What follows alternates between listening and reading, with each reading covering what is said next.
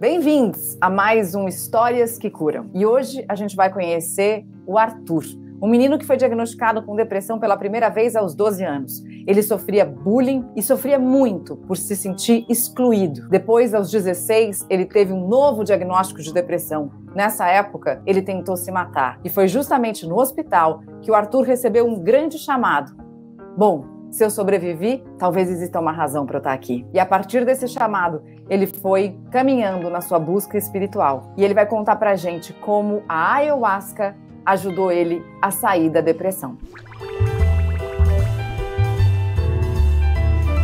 Queria que você contasse pra gente um pouco, Arthur, como é que foi esse momento em que você soube que você estava deprimido? Eu recebi um diagnóstico quando eu tinha 12 anos de idade, né? A primeira vez em que eu passei por uma série de situações, bullying na escola, né, e tudo mais. Eu apanhava na escola, eu era, bem excluído, não tinha muita interação social, não tinha muitos amigos, bem dizer, né, por conta de uma situação que aconteceu em que meus pais acabaram descobrindo que eu estava vivendo isso na escola, né, acabaram indo buscar providências, né, com a direção, né, da escola, com os responsáveis e tudo mais, e aí acabou que as pessoas que interagiam comigo por conta disso, né, de terem levado bronca da diretora, né, da coordenadora, acabaram que todos se afastaram, assim, de mim, né, e eu fiquei, assim, bem sem ninguém, e aí a partir desse momento foi onde meus pais viram que eu não estava bem e me levaram, né, para psicoterapia e posteriormente para psiquiatra, né, e naquele momento eu já comecei a tomar antidepressivo. Como foi para você, com 12 anos, receber um diagnóstico de depressão? Você conseguia entender o que era isso? Não, eu não entendia. Eu só entendia que eu não estava bem e que eu tinha que tomar aqueles remédios, porque eu sentia que quando eu não tomava, eu passava 3, 4 dias sem tomar, eu ficava desequilibrado mesmo emocionalmente. Eu conseguia perceber isso, né? E você lembra por que você sofria bullying? Só porque você era uma pessoa tímida? Sim. Eu era bem nerdzinho, sabe? Que gostava de desenho japonês, anime e tal, essas coisas, jogo de computador. Tinha um ponto que foi bem forte, que eu venho de uma família espírita kardecista, né? Meus pais são espírita kardecistas, e eu estudava numa escola de freira. Então, existia também um preconceito religioso ali dentro. Com 12, você começou a tomar medicação, ficou relativamente controlado, melhorou, e aí 16 desandou de novo por alguma razão? Com 16 anos, eu me mudei para uma outra escola. Eu estudei em várias escolas ao longo da minha vida, né? Eu acho que eu estudei em 7 ou 8 escolas diferentes. Eu nunca consegui ficar num lugar só, nunca me adequei muito, tanto é que no final eu ainda larguei a escola, né? Eu não consegui terminar. Coincidentemente ou não, eu me mudei para uma escola que era só ensino médio. Por algum motivo, por obra do destino, essas mesmas pessoas que estudavam comigo quando eu tinha 12 anos e que faziam bullying comigo quando eu tinha 12 anos, entraram na mesma escola que eu. Eu acabei reencontrando com eles, né? Só que já de uma forma bem diferente, né? Eu também já tinha aprendido a me posicionar e não deixar aquelas coisas acontecerem, né? Só que eu já estava num momento de muita rebeldia. Então eu escutava metal, só andava de preto, era só roupa preta e anel de caveira e não sei o quê. Acabei sendo um pouco excluído novamente nessa escola. Eu era um ícone, digamos assim, da escola, mas não muito positivo. E aí nessa época eu acabei começando a me envolver com muita bebida alcoólica, com drogas, né? Isso com 16 anos. Depois eu tive uma situação com os meus pais, né? Porque como eu estava nesse estado de muita rebeldia, eu não aceitava muito as coisas que eles me falavam, e isso fazia eu entrar em muito conflito com eles, né? Você está falando de duas coisas aqui, eu acho, né? Nos momentos, assim. Uma é o sentimento de exclusão, que eu acho que é um sentimento que pega muito para ser esse gatilho da depressão. E o outro fator é essa ausência do prazer, né? Quando retiram da nossa vida qualquer fonte de prazer. E eu acho que esses dois pontos são pontos muito importantes, né? Que eu acho que são meio comuns nas histórias de depressão que eu escuto por aí. É uma doença que ela é ausência de vida, né? E não tem como você ter vida se você não tem prazer na sua vida, né? Se você não tem aquilo que te nutre realmente. Eu não tô falando de nutrição do corpo, aquilo que nutre tua alma mesmo, tua essência, né? Se você não tem algo que você realmente ama fazer e que você faz aquilo, aquilo que te preenche. E a exclusão social, ela te leva a esse ponto também. Nós não somos um animal que evoluiu para estar sozinho. A gente evoluiu em comunidade, então a gente precisa estar em comunidade. Total, total. E aí, com 16 anos, você falou que chegou a tentar se matar. Você foi internado nessa época? Fui no hospital, né, porque eu tentei suicídio com medicamento. Eu costumo brincar que o meu primeiro retiro de meditação foi lá dentro da UTI, né, porque eu passei 3 dias e 3 noites, assim, sem comer nem beber nada, porque como eu tava fazendo lavagem, e eu não queria falar com ninguém, né. Eu tava num estado em que eu não queria ter contato com ninguém. As pessoas vinham falar comigo, minha família, pra ver como é que eu tava, mas eu não queria, né. Naquele momento eu parei pra refletir mesmo, pensar na minha vida, né. O que era que tinha acontecido, o que era que tinha me levado até ali. E só me veio um estalo, assim. Agora, depois disso que eu fiz, eu não morri, é porque não era minha hora.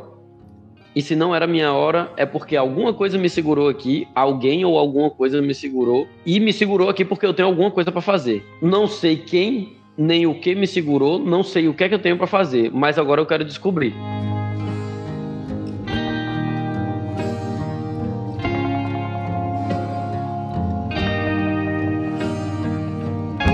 Eu não lembro a linha cronológica exata, mas aí eu cheguei a frequentar centros de umbanda, cheguei a frequentar grupos de bruxaria, cheguei a frequentar templo budista, templo Hare Krishna, até que através de um grupo de bruxaria que eu fazia parte, eu ouvi falar num tal de xamanismo, que eu nunca tinha imaginado que aquilo existia na minha vida, né? E aí um amigo me falou, ele me falava sempre, ó, tu tá estudando aí bruxaria com a gente e tal, mas eu vou te dizer um negócio, teu caminho não é com a gente não, teu caminho é lá no xamanismo, teu negócio é com os índios.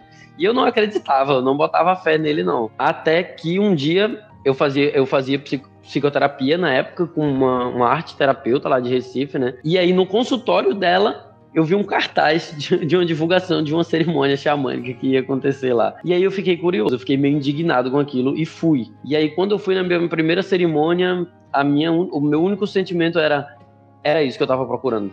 Todo esse tempo era isso.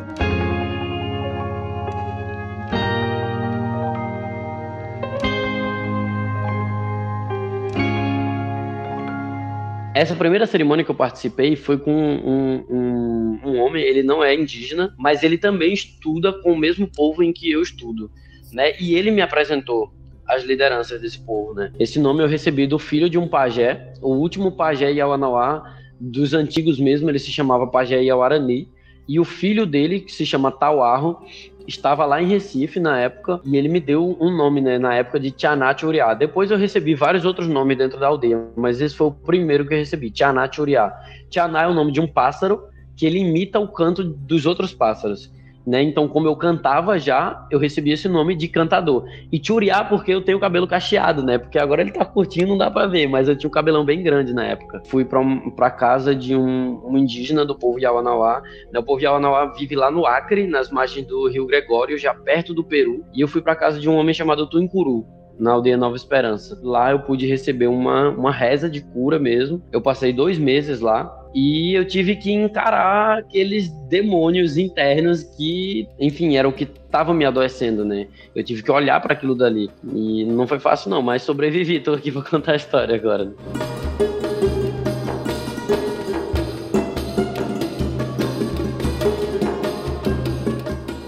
Agora, eu sinto, Arthur, que tem muita gente que fica se questionando, assim, será que isso é para mim? Será que a medicina da floresta é para mim?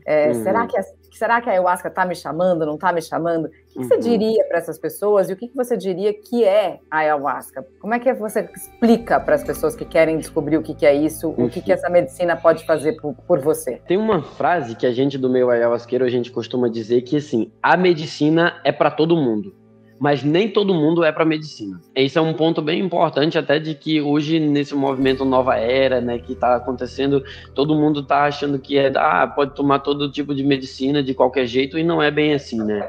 Você precisa ter uma orientação, você precisa ir, né, num local em que as pessoas tenham preparo para servir a medicina. A ayahuasca é um chá, né, uma bebida, que é feita a partir de 2 plantas. Um cipó, né, o nome científico dele é Banisteriopsis capi, e uma folha que o nome científico é Psychotria viridis.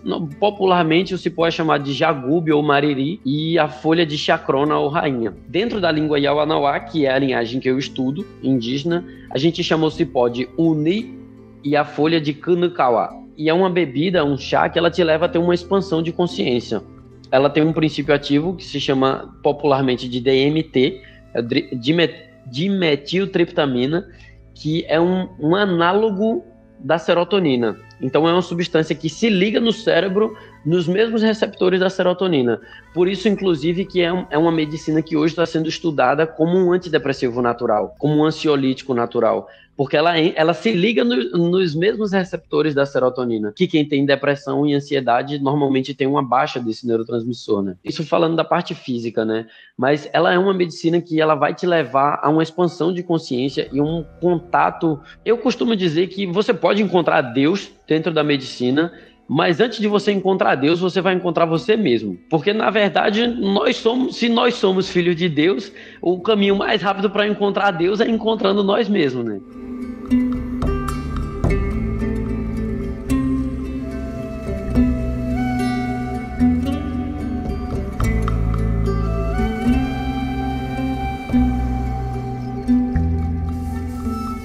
Interessante, né? Porque eu estava aqui pensando, quer dizer, a gente estava falando que a sua depressão começou muito por conta do sentimento de exclusão. E aí você foi viver em comunidade, na tribo, na aldeia, né? Que é exatamente o contrário disso, né? É o lugar do elo, é o lugar do pertencimento. Você sente isso, que isso foi sua busca? Sim, eu na verdade nunca tinha parado para pensar exatamente nesse ponto, mas uma coisa que eu já tinha observado em mim é que eu nunca, desde essa época, eu nunca morei sozinho. E até que eu cheguei na aldeia em que realmente aí eu fui viver em comunidade de verdade, né? Então não tem como ser feliz de verdade se você não compartilha a sua felicidade com quem tá próximo, né?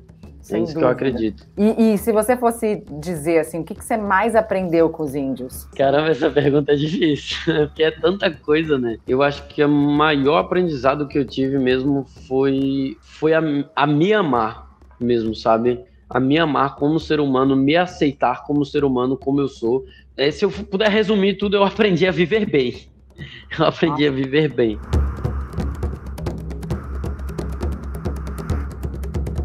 Maravilhoso. E só para a gente encerrar, você falou que quando você estava lá no hospital, você foi seu primeiro retiro, né, de meditação, e aí você falou assim, cara, se eu sobrevivi, é porque tem algo, alguma coisa ou alguém que quer que eu fique aqui e tenho alguma coisa para eu fazer. Hoje você já sabe quem era esse algo, o que era esse algo e o que você veio fazer? Quem era e o que era, tipo assim, é difícil colocar um nome, mas eu sei que era, o meu sentimento hoje é que realmente era essa força espiritual a qual eu sigo hoje, essa linhagem mesmo e a minha própria ancestralidade, né? Porque eu sentia muito forte a presença dos meus ancestrais, principalmente do meu avô materno, o pai da minha mãe. Mas, assim, sobre o que eu tinha para fazer, hoje para mim já está muito claro, que é justamente esse trabalho, né? De estar podendo levar essa mensagem de cura para as pessoas, né? Podendo ajudar outras pessoas a partir do processo em que eu passei, do que eu vivi. Foi doloroso, mas eu aprendi a me curar daquilo dali e hoje eu posso estar compartilhando isso com outras pessoas